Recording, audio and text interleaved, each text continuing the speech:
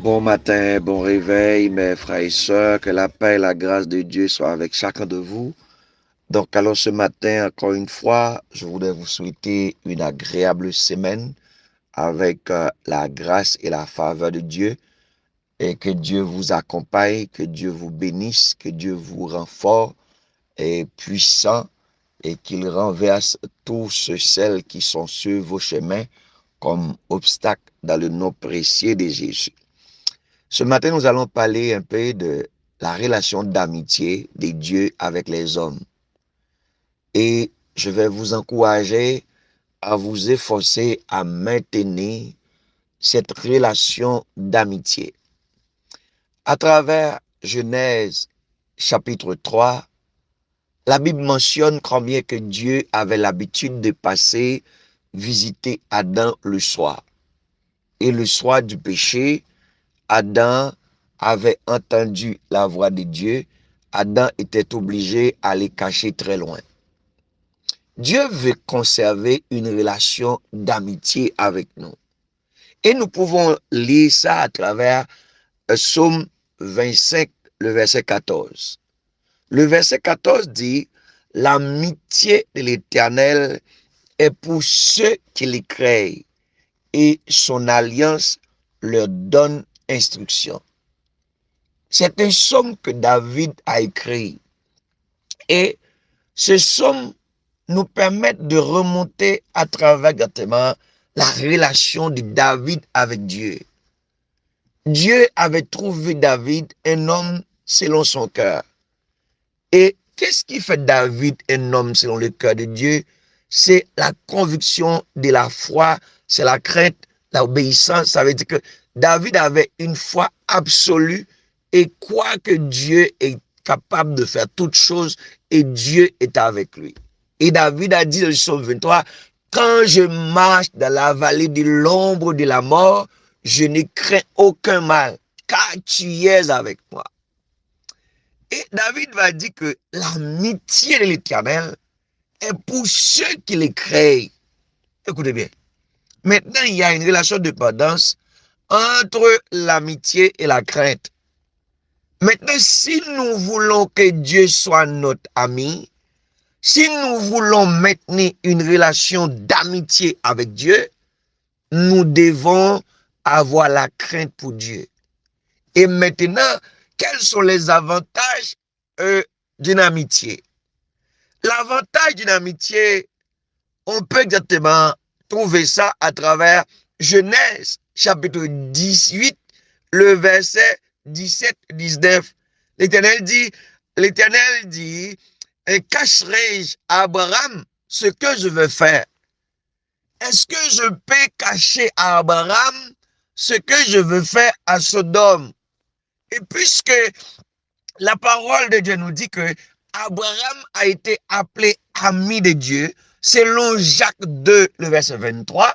Maintenant, puisque Abraham, c'est l'ami de Dieu, maintenant Dieu dit, je ne peux pas cacher Abraham ce que je veux faire comme mon ami.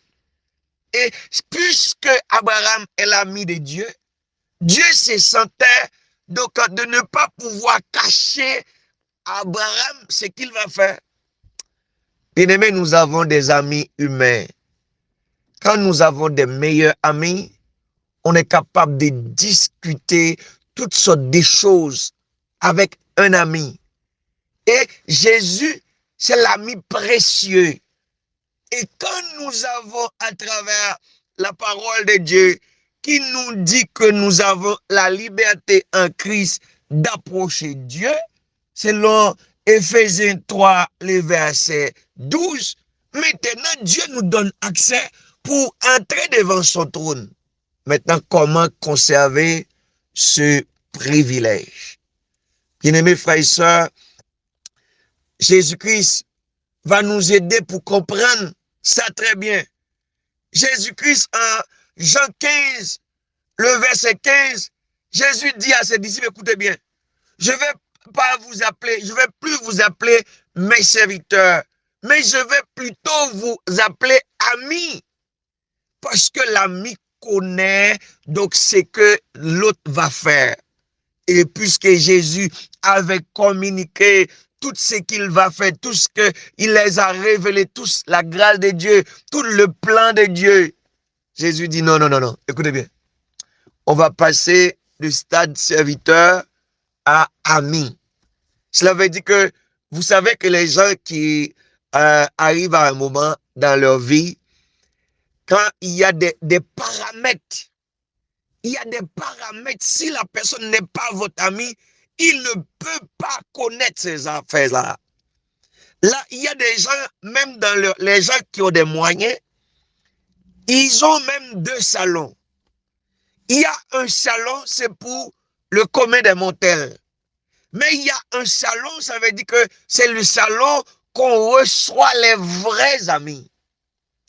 Bien-aimés, soyons mes amis de Dieu. Ce matin, Dieu a mis dans mon cœur pour vous encourager à vous efforcer pour maintenir une relation avec Dieu, une relation d'amitié. Parce que quand Dieu est notre ami, Dieu va nous révéler toutes sortes de choses. Dieu va nous révéler toutes sortes de choses. Dieu avait dit qu'il connaît le projet qu'il est formé sur nous, projet de paix et non de malheur. Mais nous seulement ça.